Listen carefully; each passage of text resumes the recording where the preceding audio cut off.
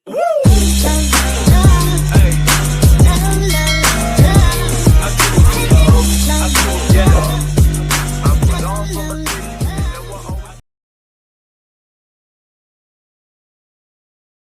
edisi revisi 2018 ya, penerbitnya adalah Kementerian Pendidikan dan Kebudayaan Republik Indonesia. Nah, dalam kesempatan kita kali ini yang akan kita bahas secara khusus yaitu tentang letak dan luas benua Asia ya. Kita akan membahas dulu benua Asia sebelum ke benua yang lainnya yang ada di dunia. Bila kita perhatikan bahwa benua Asia ini merupakan salah satu benua terluas di dunia ya, di antara benua-benua yang lainnya. Dan nanti juga kita akan mempelajari tentang letak geografisnya, letak astronomisnya, kemudian pembagian kawasan yang ada di benua Asia, serta iklim di setiap kawasan yang ada di benua Asia. Kita langsung saja menuju ke letak geografis. Nah, kalau ada yang bertanya, apa itu letak geografis? Sudah kita ketahui dulu bahwa letak geografis itu adalah posisi atau letak sebuah wilayah dilihat di dalam peta dan hubungannya dengan wilayah lain yang ada di sekitar wilayah tersebut ya. Sebagai contoh, kita lihat dalam peta bahwa benua Asia ini sebelah utara itu kita lihat itu berbatasan dengan Samudra Arktik ya. Itu sudah nanti semakin ke utara itu sudah masuk wilayah kutub utara ya. Nah, ini wilayah utaranya. Jadi untuk benua Asia berbatasan dengan Samudra Arktik di sebelah utara.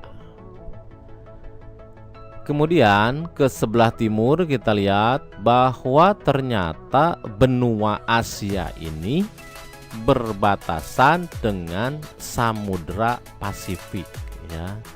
Kita lihat di peta ya, ke sebelah timur itu di sana ada Samudra Pasifik ya, membentang cukup luas. Oke, kemudian kita lihat di sebelah barat, ternyata sebelah barat itu benua Asia berbatasan dengan Laut Tengah, lalu ada benua Eropa dan benua Afrika ya. Kita lihat di peta itu yang warna putih itu adalah benua Eropa dan Afrika ya. Jadi kalau kita lihat ternyata memang luas benua Asia ini lebih besar dibandingkan dengan benua Eropa ya. Dan kemudian kita lihat lagi di sebelah selatan ya, kalau ke bawah itu ya, kita lihat di peta itu ternyata benua Asia ini berbatasan dengan Samudra Hindia dan benua Australia ya. Itu dilihat berdasarkan letak geografis. Oke.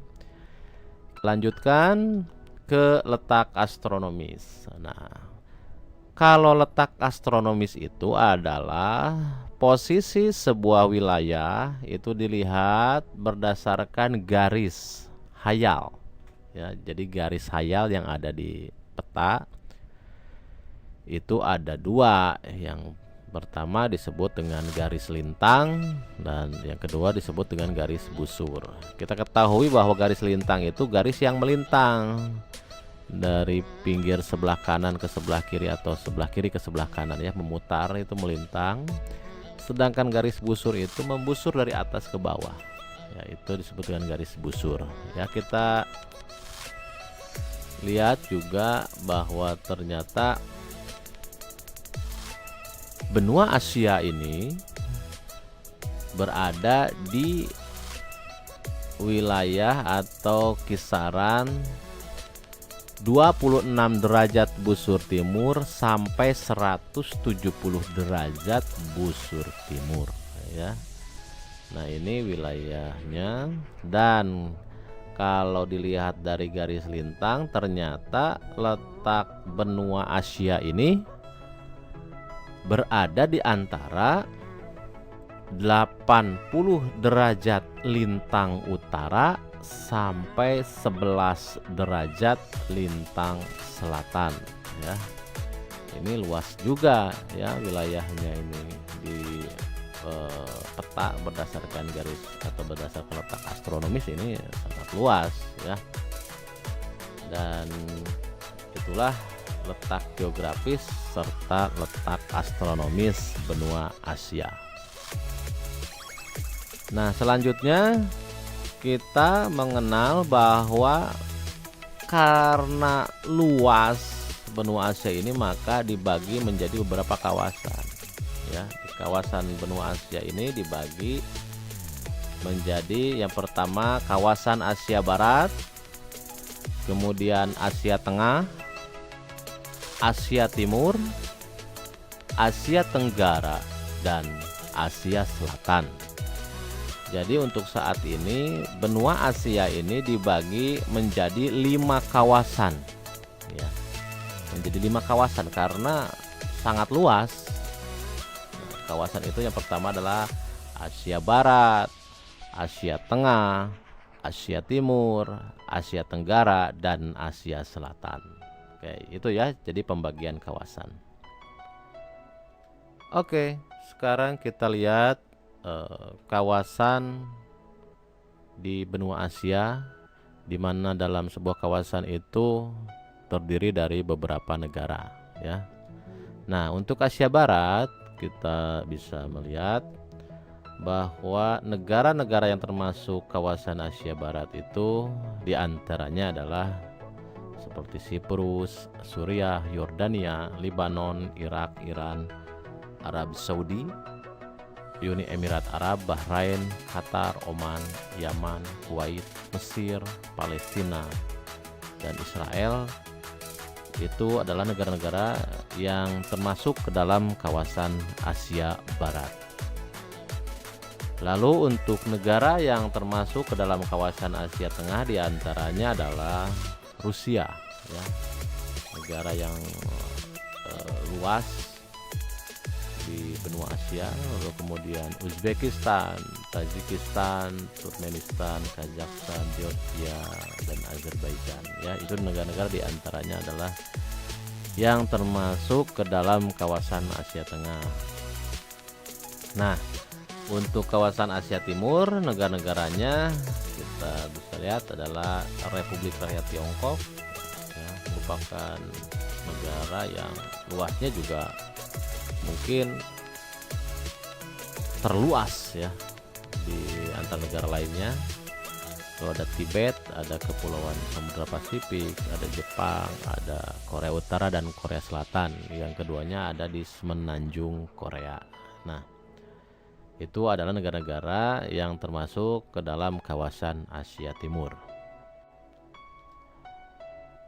Kemudian negara-negara yang termasuk ke dalam kawasan Asia Tenggara ya, yaitu adalah seperti Indonesia, Singapura, Malaysia, Brunei Darussalam, Thailand, Myanmar, Laos, Kamboja, Vietnam, Filipina, Papua New Guinea, dan Timor Leste.